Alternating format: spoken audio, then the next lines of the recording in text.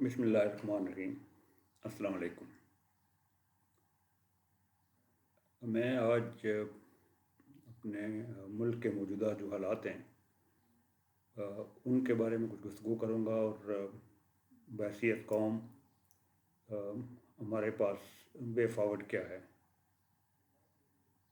سب سے پہلے میرے خیال میں یہ مناسب ہوگا کہ میں شروع میں جو basic problems as a nation ہم کنفرنٹ کر رہے ہیں ان کا مختلف سا ریزیومے دوں، اور اس کے بعد وے فارورڈ کے بارے میں بات چیت کروں۔ ہمارے بیسیکلی پرابلم کو دو طریقے سے آپ کیٹیگرائز کر سکتے ہیں۔ ایک یہ ہے کہ ہمارے کچھ انٹرنل چیلنجز ہیں جو کہ ہم نے خود ٹھیک کرنے، اور دوسرے ایکسٹرنل چیلنجز ہیں جس کے اوپر ہمارا مکمل اختیار نہیں ہے۔ اس میں مختلف فورسز جو وہ ایٹ پلے ہوتی ہیں، اور ان کو کسی بھی ملک کو مینیپولیٹ کرنا پڑتا ہے، اور بیسٹ پاسبل جو پوزیشن ہے وہ اڈاپٹ کر سکتے ہیں آپ۔ میں پہلے مختصر سی بات کروں گا ایکسٹرنل پرابلم کے بارے میں، کہ ایکسٹرنل پرابلم جو ہمارے ہیں وہ eternal hostile and much bigger neighbour جو انڈیا ہے، جو ہماری انسیپشن سے آج دن تک ہے، اس کو مینیج کرنے کا بہت بڑا چیلنج ہے، اور اس کی جو دنیا میں ایک کلاؤٹ ہے because of its size and democracy and emerging market, جو اس کی جو ویلیو ہے دنیا کے لیے، اس کا کلاؤٹ ہم سے ڈپلومیٹکلی بہت زیادہ ہے۔ اسی طرح ہمارا ویسٹرن بارڈر جو ہے اس کے اوپر افغانستان ہے، اٹرنلی انسٹیبل کنٹری ہے، اور جو کچھ بھی افغانستان میں ہوتا ہے اس کا ہمارے پہ اثر پڑتا ہے۔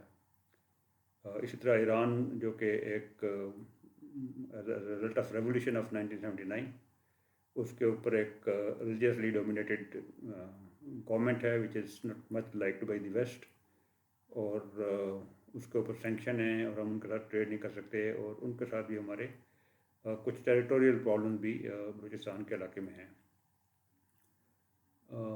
لیکن آج کل جو سب سے زیادہ ہاٹ ٹاپک ہے، یا سب سے زیادہ جو ایک ایسی ایشو ہے جس کے اوپر دنیا نے کنسنٹریٹ کیا ہوا ہے، وہ ہے سی پیک، جس کو ویسٹ جو ہے، اور especially United States of America, وہ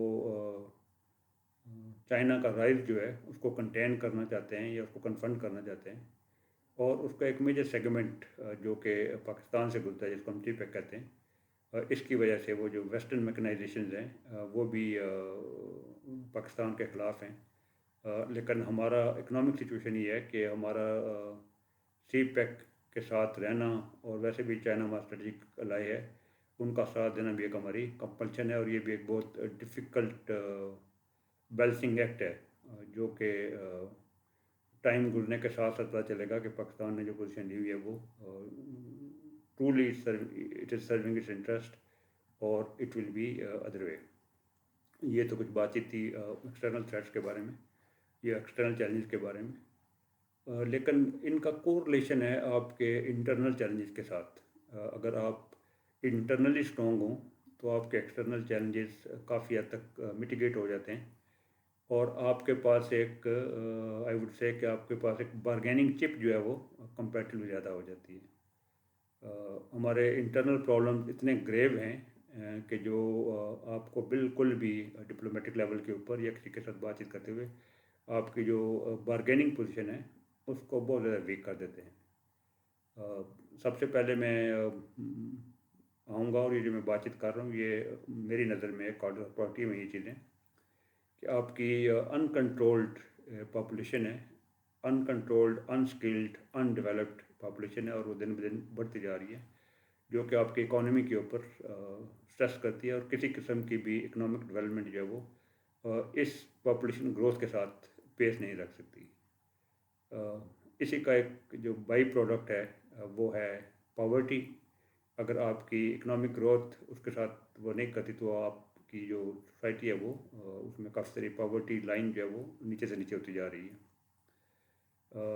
کپل ود دس، ہماری جو ایجوکیشن لیول ہے یا لٹریسی ہے، that is I would call pathetic, اور maybe probably we are 159th out of 100 countries اپنے لٹریسی ریٹ کے لحاظ سے۔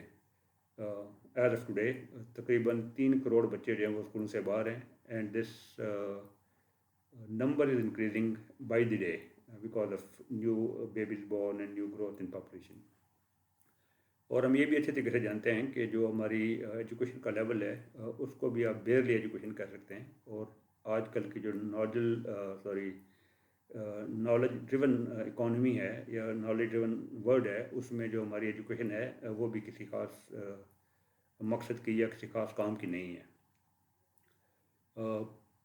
یہ دونوں چیزیں جو ہیں یہ ایک ساتھ بہت بڑا ہوا ہے. اور جب آپ اس کو کپل کرتے ہیں کہ ہمارے ملک میں کرپشن کتنی زیادہ ہے کہ every segment of the social organ it is shaped, جس کی وجہ سے کوئی بھی سسٹم جو ہے وہ چل نہیں سکتا اور ہر سسٹم جو ہے فیل ہوتا ہے. اور جس معاشرے میں کرپشن ہوتی ہے بیسیکلی وہ معاشرہ جو وہ کھوکھلا ہو کے رہ جاتا ہے. جو ہمارا نیکسٹ بہت بڑا ایک چیلنج ہے جس کو ویسٹ ایکسپلائٹ بھی کرتا ہے، ان کو کھٹکتا بھی ہے، وہ ہے ہماری ریلیجس انٹالریشن. ہمارے لوگ اتنے انٹالرنٹ ہو گئے ہیں، اور ریلیجن جو کہ بیسیکلی ایک ہماری وجود کی وجہ تھی which was to be a uniting force, unfortunately it has become a divisive force. اور ہماری جو اتنی وہ ہے ریلیجس پولرائزیشن ہے کہ اس کے اوپر بھی کنٹرول کرنا جو ہے وہ بہت مشکل ہو رہا ہے. پھر ہمارا اگر آپ آگے آئیں تو اپنے کلچر کو دیکھیں تو ہمارا کلچر بھی بہت فارورڈ لکنگ نہیں ہے.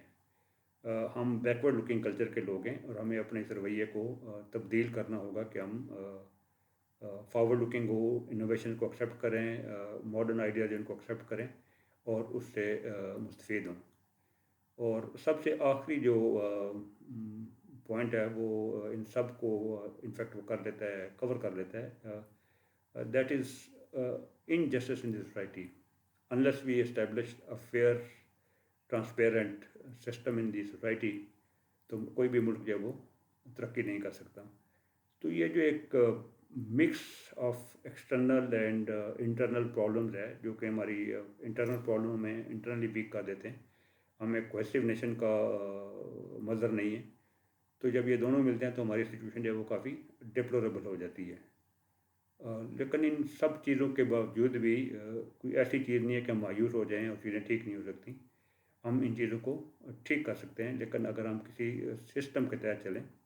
یہی چیلنجز جو میں نے لیے ہیں، انہی چیلنجز کو آپ ون آن ون ٹیکل کرنے شروع کر دیں. پاپولیشن کو کنٹرول کریں، کرپشن کو کم کریں، لٹریسی ریٹ بڑھائیں، اپنی ہیومن ریسورس ڈیولپمنٹ جو ہے اس کے اوپر آپ کام کریں، اور آپ ایک جسٹ فیئر سسٹم کی طرف بڑھیں اور کوشش کریں کہ سب مل کے کہ اس ملک میں ایک ایسا نظام ہو کہ جو عدل و انصاف کے اوپر قائم ہو. تو پھر ہم انٹرنلی اسٹرانگ ہو جائیں گے، ہم بھوکے نہیں رہیں گے، ہم لوگوں کے آگے ہاتھ نہیں پھیلائیں گے. ہمارے پاس ایک بارگیننگ چپ کہہ لیں وہ زیادہ ہو جائے گی، تو ہم اپنے جو ایکسٹرنل چیلنجز ہیں ان کو بھی میٹ کر سکتے ہیں. لیکن یہ ہمیں کلیئر ہونا چاہیے کہ سب کے لیے سخت قسم کی جدوجہد کی ضرورت ہے اور ایک لمبا اور کٹھن راستہ ہے. لیکن یہی ایک راستہ ہے جو ہمیں آنریبل لیونگ کی طرف لے جا سکتا ہے. ادروائز ہم بکاریوں کے جیسے رہیں گے، اور ہم خدا نخواستہ ایسے بھی ہو سکتا ہے کہ یہ ملک ٹوٹل انتشار کی طرف چلا جائے، جس سے واپس لوٹنا بہت مشکل ہو جاتا ہے.